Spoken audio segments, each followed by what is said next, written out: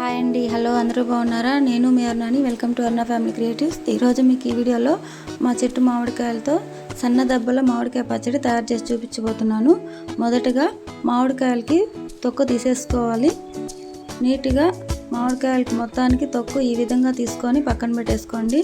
Next ఒక బౌల్లో water తీసుకొని ఆ వాటర్లో ఈ మామిడికాయలను వేసుకొని క్లీన్ చేసేసుకోవాలి. తర్వాత ఒక కాటన్ క్లాత్తో నీట్గా తుడుచుకోవాలి, చెమ్మ లేకుండా తుడిచేసుకోండి. నెక్స్ట్ వాటిల్ని సన్న ముక్కలుగా కట్ చేసేసుకుందాము. చాలా సన్న ముక్కలుగా కట్ చేసుకోవాలండి. మనం ఏంటంటే దంచేటప్పుడు ఎక్కువ దంచము, ఆ ముక్కలు దంచుకొని తింటుంటే చాలా టేస్ట్గా ఉంటుంది. ఈ విధంగా సన్న ముక్కలుగా నేను చూపించిన మాదిరిగా ఈ విధంగా సన్న ముక్కలుగా కట్ చేసేసుకొని పక్కన పెట్టేసుకోండి. అందులోకి ఒక పెద్ద నిమ్మకాయ సైజును చింతపండు వేసుకోవాలి, పక్కన పెట్టేసుకుందాం. నెక్స్ట్ మనం ఎండుమిరపకాయలు ఒక 50 గ్రామ్స్ ఎండుమిరపకాయలు విత్తనాలు వచ్చే విధంగా మొత్తం వేగడానికి రెండుగా విరుచుకుందాము, పెదాలు ఒలుచుకుందాము. అందులోకి ఇంగువ, ఇట్లాంటి ఇంగువ మీరు పొడి ఉంటే పొడైనా వేసుకోవచ్చు.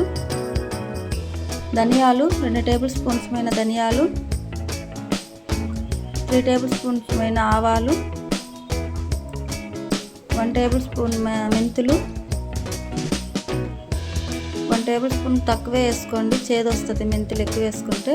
నెక్స్ట్ స్టవ్ మీద ప్యాన్ పెట్టుకొని ఆయిల్ వేసుకొని ఇంగువ వేయించుకోవాలి.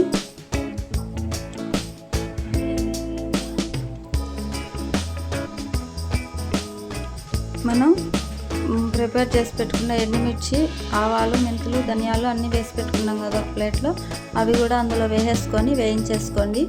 ఆవాలు మొత్తం చిటపట అనేంత వరకు వేయించుకోవాలి, మాడిపోకుండా జాగ్రత్తగా వేయించుకోవాలి.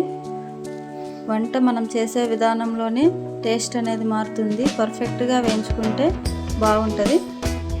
నెక్స్ట్ మనం రోట్లో వేసేసుకుందాము. వేగిపోయాయి కదా, రోట్లో వేసేసుకొని మెత్తటి పొడిలాగా దంచేసుకోవాలి.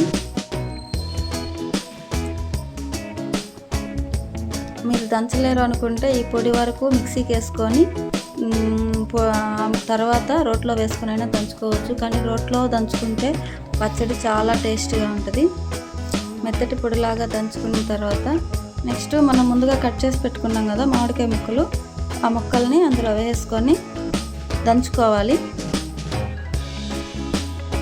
ముక్కలతో పాటు మామిడికాయ ముక్కలు మొత్తం వేసుకున్న తర్వాత చింతపండు కూడా ఒకేసారి వేసి దంచేసుకోండి.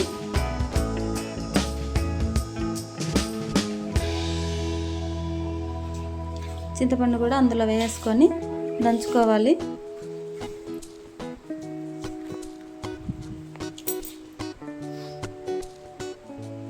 అందులో తగినంత ఉప్పు వేసేసుకోండి.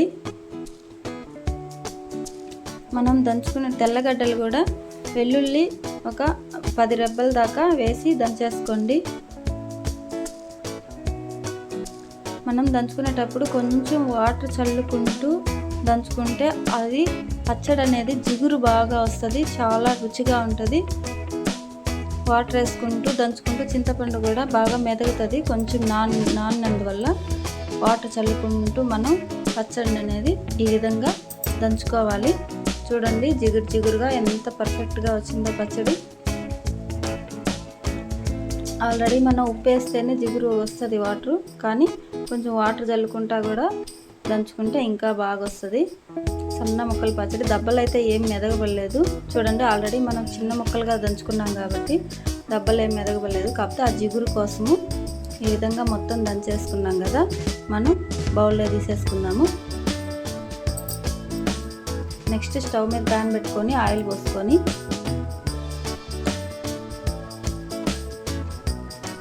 ఆవాలు 1 టేబుల్ స్పూను, పచ్చెనపప్పు, మినపప్పు ఉంటాయి కదా తిరగమాతవి, అవి కూడా అందులో వేసేసుకోండి. 2 ఎండుమిర్చి, కరివేపాకు 4 రెమ్మల కరివేపాకు, వెల్లుల్లి వేసుకోండి. ముందు వెల్లుల్లి వేసుకున్న తర్వాత కరివేపాకు, ఒక 4 రెమ్మల కరివేపాకు కూడా అందులో వేసుకోండి. మొత్తం వేగాక ఇవి వెల్లుల్లి పెద్దగా వేగన అవసరం లేదు, మనం దంచి పెట్టుకున్నాం కదా పచ్చడి, మామిడికాయ సన్న ముక్కల మామిడికాయ పచ్చడిని